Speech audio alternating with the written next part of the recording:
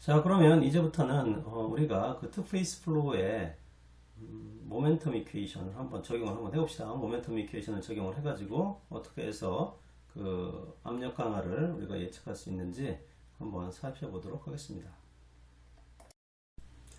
자, 그림 10.10을 한번 봅시다. 그림 10.10을 보면 simplified 된 two-phase flow죠. 그래서 위쪽은 베이퍼가 있고요. 아래쪽에는 리퀴드가 이렇게 위치하고 있어요. 그리고 이 파이프 안에, 이 튜브 안에 베이퍼하고 리퀴드가 흘러가고요. 이 파이프가 경사를 좀 가지고 있어요. 오메가만큼의 경사를 가지면서 위와 같은 방향으로 유동이 흘러가고 있는 것을 볼 수 있어요. 자, 지금 우리가 컨트롤 볼륨을 이렇게 원으로 되어 있는 이 양쪽의 컨트롤 볼륨을 잡아가지고 한번 생각해 보자는 얘기죠. 그래서 지금 크게 보면은 베이퍼가 차지하고 있는 입구에서요. 베이퍼가 차지하고 있는 면적은 AV. 그 다음에 출구에서 베이퍼가 차지하고 있는 면적은 AV 플러스 DAV예요. 자, 그리고요, 입구에서 이 베이퍼의 질량 유속은 m.v. 뭐 질량 유속이 아니라 이게 질량 시간에 따른 질량의 변화죠. 질량이 흐르는 양, mass flow rate이라고 부르는 게 정확하겠죠. mass flow rate, 질량 유량 그렇게 한번 봅시다. 그 다음에 베이퍼의 속도 UV가 되고요. 물론 이제 출구 지역에서 보면은 이 m.v 질량 유량, 베이퍼의 질량 유량 플러스 dmv 이 약간의 질량이 늘어날 수도 있고 줄어들 수도 있는데 그건 뭐 때문에 그래요? 이 유동이 투페이스 플로우가 지나가면서 상변화가 발생을 하면 만약에 증발이 발생했다라고 그러면 리퀴드의 양은 줄어들고 베이퍼 양이 증가하는 거고요. 만약에 컨덴세이션이 발생했다라면 베이퍼의 양은 줄고 리퀴드의 양은 많아지기 때문에 여기 보면 DMV의 그 의미를 알 수 있을 거예요. 증가하기도 하고 감소하기도 하고. 만약에 상변화가 발생을 하지 않았다면 DMV 값은 0이 되겠죠. 마찬가지로 속도도 이제 베이퍼의 속도 더하기 그 유량, 이 질량이 들어가고 나오면서 또 속도가 달라질 수 있는 거죠. 당연히 에어리어도 증발이나 응축과 같은 상변화가 발생하면서 에어리어도 바뀔 수 있는 거죠. 자, 그리고요, 이쪽 평면, 이 왼쪽 평면에 전체적으로 작용하는 압력은 P예요. 근데 얘는 리퀴드나 베이퍼나 작용하는 압력은 같아요. 만약에 같지 않다라면 리퀴드가 베이퍼 쪽으로 흘러가거나 베이퍼가 리퀴드 상으로 흘러갈 텐데 지금 그런 상황은 아니죠. 그래서 리퀴드하고 베이퍼의 면에 해당하는 작용하는 압력은 동일하다 이렇게 봤고요. 밑에 보면은 리퀴드의 질량 유량이 있고요. 그 다음에 리퀴드의 속도가 있는데 마찬가지로 베이퍼가 응축이 됐다라면 리퀴드의 질량 유량은 증가할 것이고요. 이 리퀴드가 베이퍼라이제이션 돼가지고 보일링이 발생했다라면 이 DML은 마이너스가 되겠죠. 그래서 여러분들이 이 입구에서는 ML이지만 출구에서는 ML 더하기 MDL이 됐다는 것을 여러분들 알아두면 될 것 같고요. 그 다음에 UL 당연히 이제 속도가 이 질량의 변화에 따라서 바뀌겠죠. 자, 그리고요, 이거는 지금 질량 유량이라든가 속도에 관한 부분을 설명을 했고 이제 이 컨트롤 볼륨에 작용하고 있는 힘을 한번 살펴봅시다. 그래서 DFV라고 하는 것은 마찰에 의한 베이퍼가 흐르는 거를 방해하는 방향으로, 물론 월이니까요, 베이퍼가 흐르는 거를 방해하는 방향으로 작용하는 프릭션이 되겠고요. 그 다음에 DFL도 리퀴드가 흘러가는 방향에 작용하지 않는 이 반대 방향으로 힘이 작용하죠.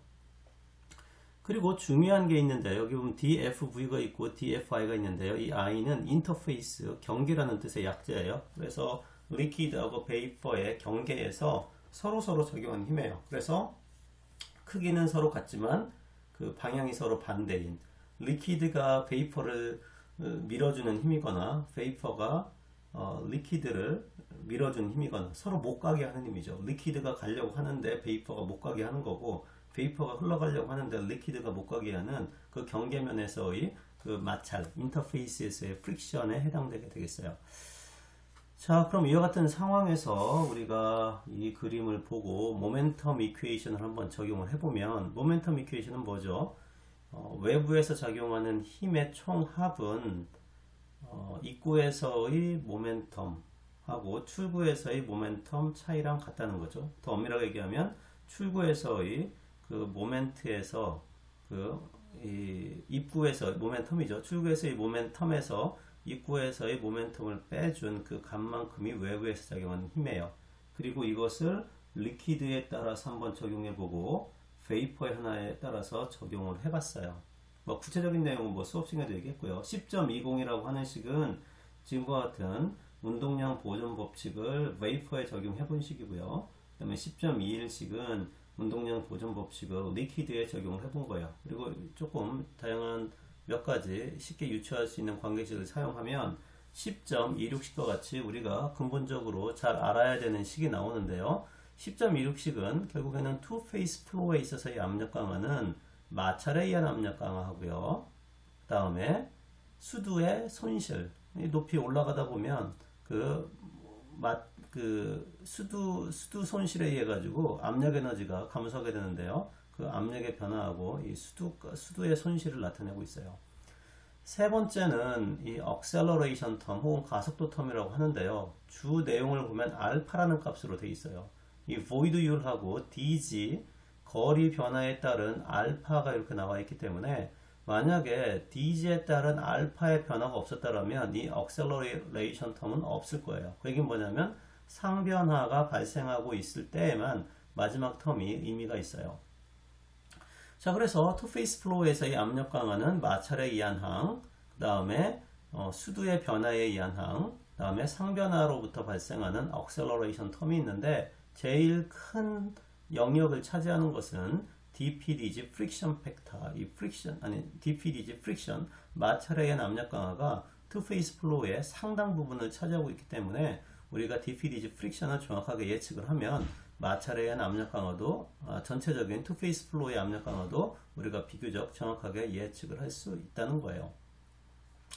좀 더 한 걸음 더 들어가서 얘기를 하면 DPDG friction에 의한 값은 좀 있으면 나오겠지만 투페이스 멀티플라이어라는 값을 통해 가지고 우리가 계산을 하고요. 그 다음에 DGT 해당하는 이 acceleration term은 우리가 알파라고 하는 보이드율을 정확하게 모델링을 함으로써 좀 수월하게 값을 계산해낼 수가 있어요. 자, 그러면 바로 우리가 엑기스로 넘어가도록 합시다. 투페이스 멀티플라이어를 좀 설명을 할게요. 여기 책에 보면 파이 L, 파이 L0, 파이 V 이와 같이 투페이스 멀티플라이어가 있는데요. 파이 L부터 살펴보면 투페이스 플로우에 있어서의 프릭션에 의한 압력 강화를 DPDG L로 나눈 거를 2분의 1승 취해준 거예요. DPDGL은 내가 마르고 닳도록 많이 설명을 했죠. 물론 DPDGV도 그렇고요. DPDGLO도 설명을 했어요. 그러니까 DPDGLO 같은 경우에는 전체 흐르고 있는 질량 유량이 전체 다 리퀴드 상태로 흐른다고 했을 때 물론 베이퍼하고 리퀴드를 합친 그 질량 유속 G죠. G. 그 G만큼 흘러가는 그 양이 동일한 튜브 사이즈로 리퀴드로 채워서 흘러간다고 했을 때 발생하는 압력 강화가 바로 DPDG-L0예요. 자, 그래서 이 파이 L이나 파이 LV나 파이 V 값만 내가 정확하게 어떤 식으로 모델링 가능하다면 DPDG 프릭션 쪽을 구할 수 있지 않겠느냐. 이게 이제 기본적인 아이디어예요. 그래서 앞으로 나오는 많은 예제들도 우리가 투페이스 멀티플라이어, 지금 파이 L, 파이 L0, 파이 V가 있는데 얘를 뭐라고 한다? 투페이스 멀티플라이어라고 한다. 그리고 이 투페이스 멀티플라이어를 잘 구할 수 있으면 어떤 우리가 쉽게 예측할 수 있는 질량 유속이라든가 베이퍼 퀄리티라든가 건도라든가 아니면은 외부에서 작용하는 Q라든가 열량이라든가 그런 값들로 내가 모델링만 잘 하면 압력 강화의 가장 큰 포션을 차지하는 DGDP 프릭션 값을 예측할 수 있다는 거예요. 바로 뛰어 넘어갑시다. 그래서 이와 같은 투페이스 멀티플라이어를 이 마티넬리, 로카르트 마티넬리라는 사람이 파이 L과 파이 V를 10.58A하고 10.58B처럼 모델링을 했어요. 자, 파이 L 투페이스 멀티플라이어, 그 다음에 파이 V 투페이스 멀티플라이어를 내가 뭔가 구할 수 있는 방식으로 모델링을 해놨다는 거예요. 자, 이 얘기는 뭐냐면 내가 유동 상태 실험을 통해 가지고 혹은 외부적으로 주어진 조건, 뭐 설계 조건, 그런 조건을 주어져 있으면 내가 파이 L과 파이 V를 계산해낼 수 있고 파이 L과 파이 V를 알면 다시 이 식을 통해서 투페이스에 의한 프릭션에 의한 압력 강화를 여러분들이 구해낼 수 있다는 얘기예요. 자, 그럼 이제 뭐가 남았어요? 물론 지금 여기 이 수두 손실에 의한 것이든 악셀러레이션 텀이든 내가 알파를 알면 이 두 개도 손쉽게 구할 수 있는 그런 상태가 되는 거죠. 그래서 알파에 대한 보이드율에 대한 다양한 모델링이 있는데 바로 뛰어넘어가면 우리 교재 512페이지에 보면 이와 같이 알파가 모델링이 되어 있어요. 알파로 보면 알파는 1 플러스 BB 가로 열고 1 빼기 X 나누기 X분의 N1 제곱 러 V를 러 L로 나눈 값에 N2 제곱 그 다음에 뮤 V 분의 뮤 L의 N3 제곱의 전체의 마이너스 1제곱승 이렇게 되어 있어요. 자, 그래서 다양한 사람들이 여기 보이는 BB라든가 N1, N2, N3에 대한 모델링을 했는데요. 여기 호모지니어스 모델 같은 경우에 BB는 1, N1은 1, N2도 1, N3는 0 이렇게 되어 있어요.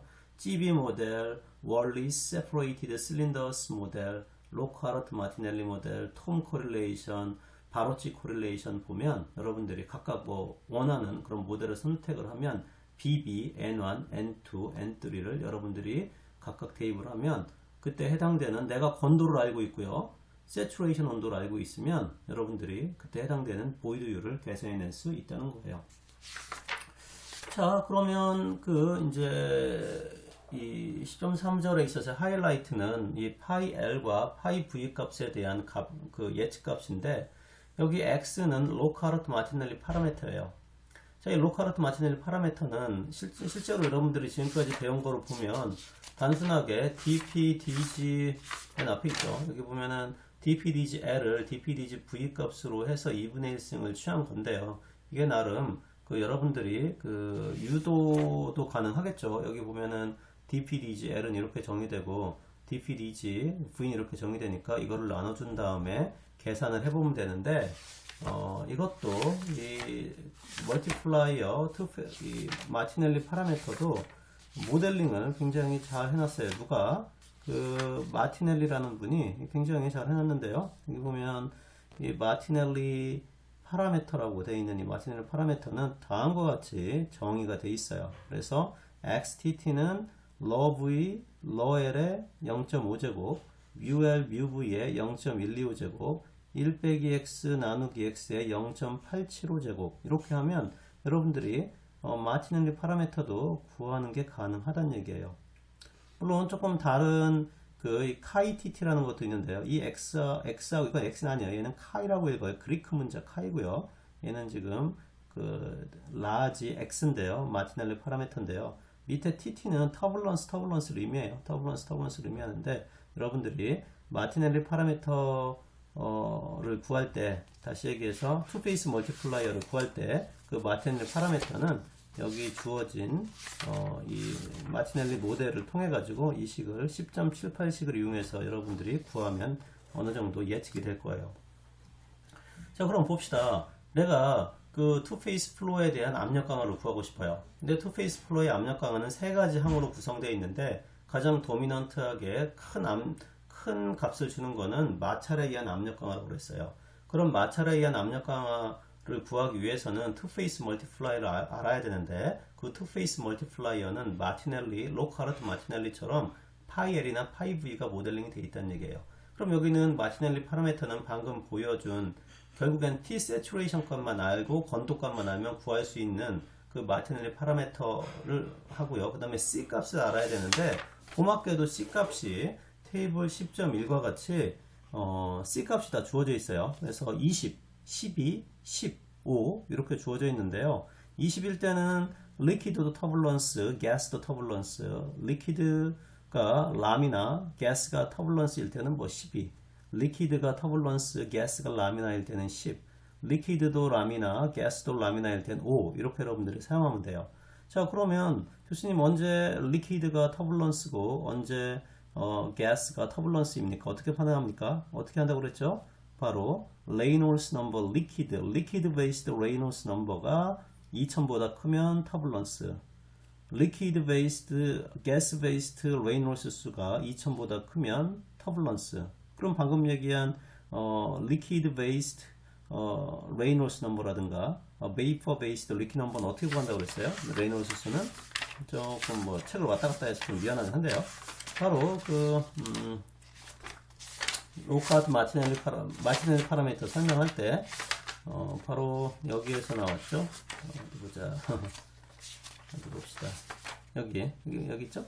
여기 보면은 이게 liquid based Reynolds 수고요. 이게 vapor based Reynolds 수니까 이 역값이 2000보다 크냐 작냐에 따라 가지고 여러분들이 터블런스다, 라미나다 판단을 하고 이 기준에 맞춰 가지고 10.1을 봐서 C 값을 계산하면 되는 거예요.